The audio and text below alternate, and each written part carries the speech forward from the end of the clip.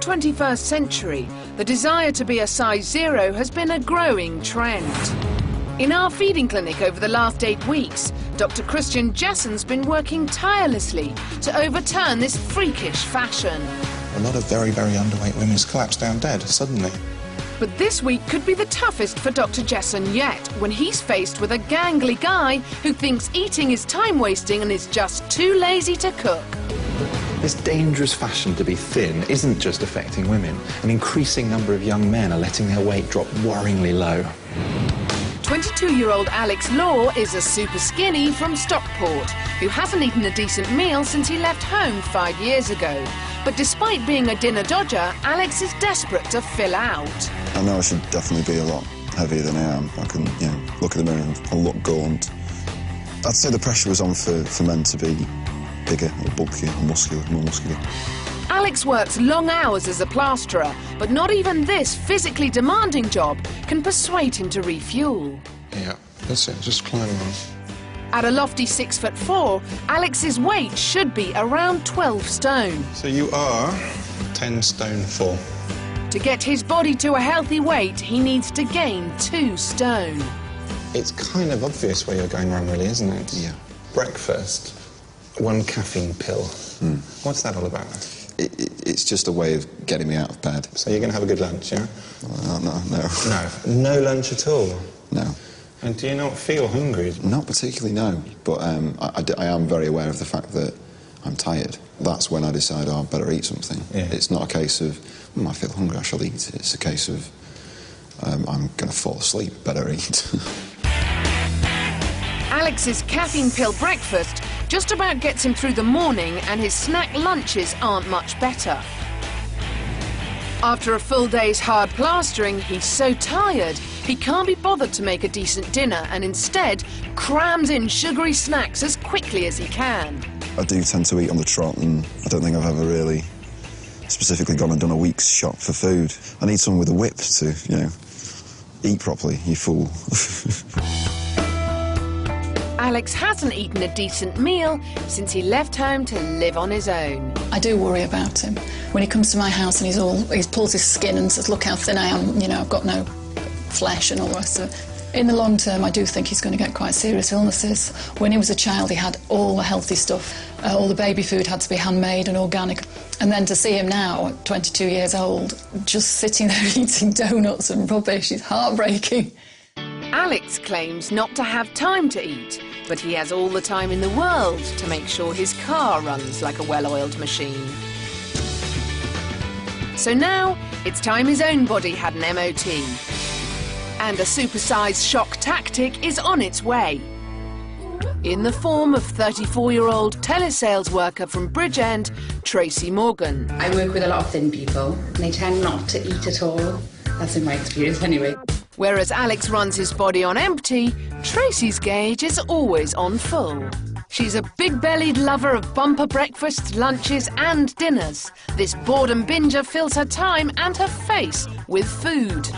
As a call centre worker, her mouth is always on the move, and if she's not talking, she's eating. She's always up and down the vending machine and stuff, and lots of crisps and chocolate mainly. There's usually a carrier bag that's got a couple of packets of crisps in and chocolate bars. Usually I have to tell her to make sure she's concentrating on taking her calls rather than eating her food that's on her desk a lot of the times.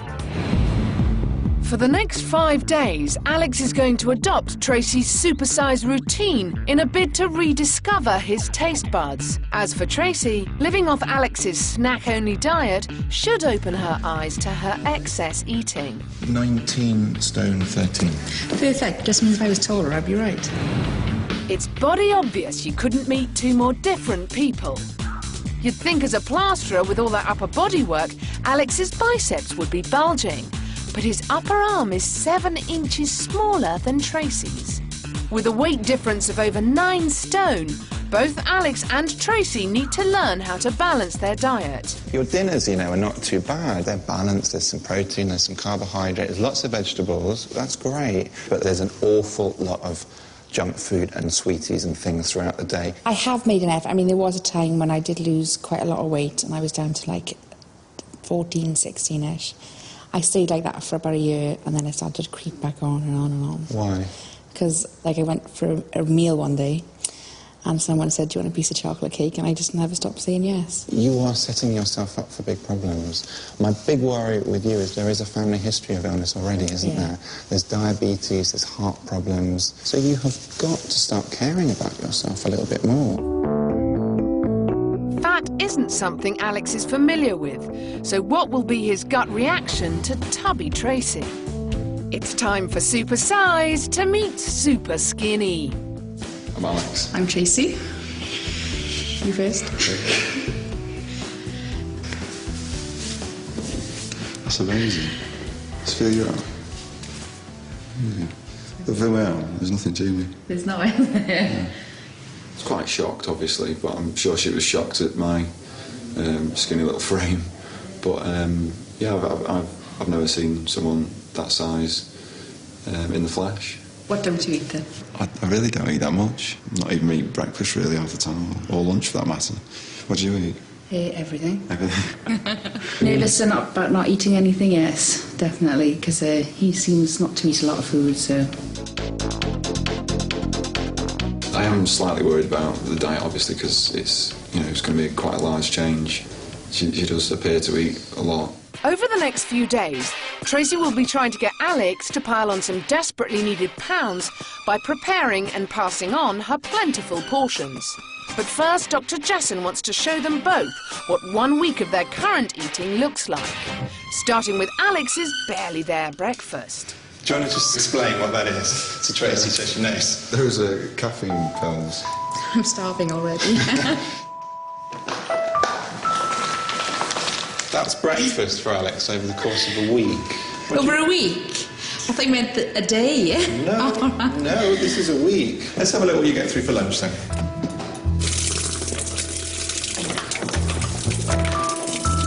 I think that's it for lunch now. For the week. 1, 2, 3, 4, 5, 6, 7, 8, 9, 10. Those 10 are not over the course of the week, are they, Alex? No. What are they?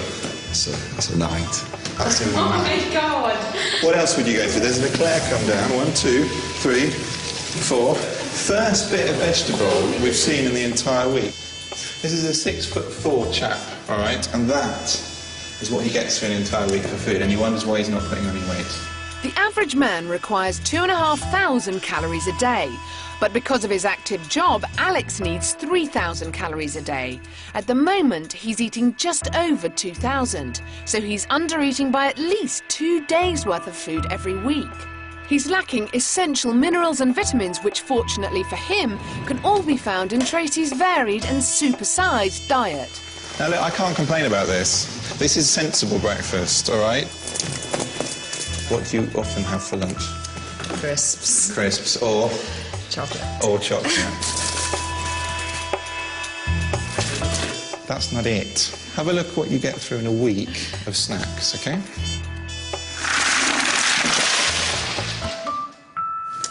Didn't feel that much going in. No, it's easy when it goes in, isn't it? The average woman requires 2,000 calories a day, but Tracy's eating 3,400. That's 23,800 calories every week, and a staggering overeat of 5 days' worth of food. Still to come, will Dr. Jessen's stiff warning make Alex stand to attention? Because your diet is so bad, this is not going to be working properly. Now, ladies, in order for this to be successful, you'll need to get down to your paper thongs. Oh. Gillian McKeith gets touchy-feely, bottom-squealy for the very last time. And Anna Richardson meets the world's most famous anorexia sufferer. You don't know where it might take you. You could die. Bulbous bottoms beware! I'm coming after you!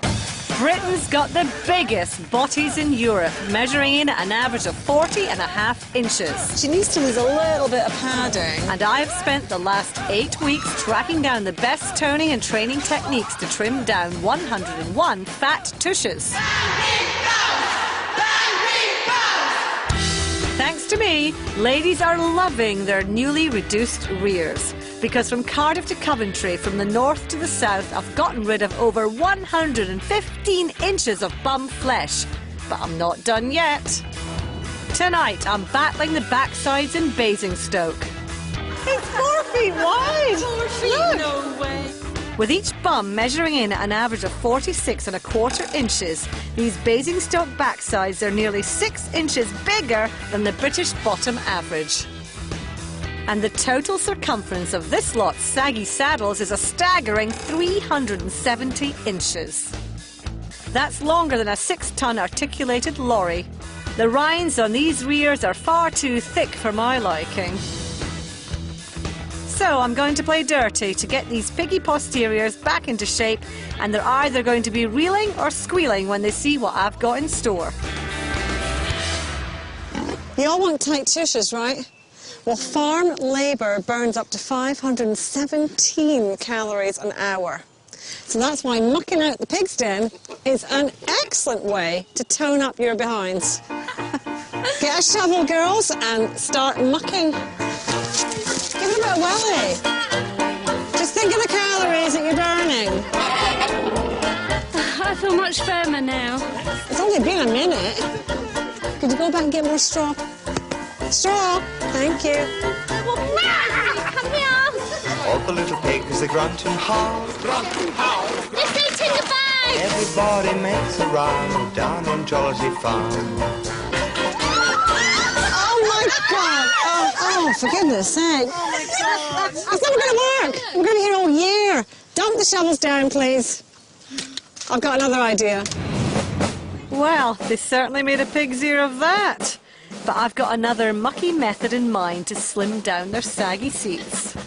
A mud wrap. Now, ladies, in order for this to be successful, you'll need to get down to your paper thongs. Oh. This clay formula is designed to reduce the toxins in the bum and thighs. Toxins build up between and around our fat cells, and fatty foods, caffeine, smoking and alcohol are all major causes. Really get it on there, or you're not going to get the benefit.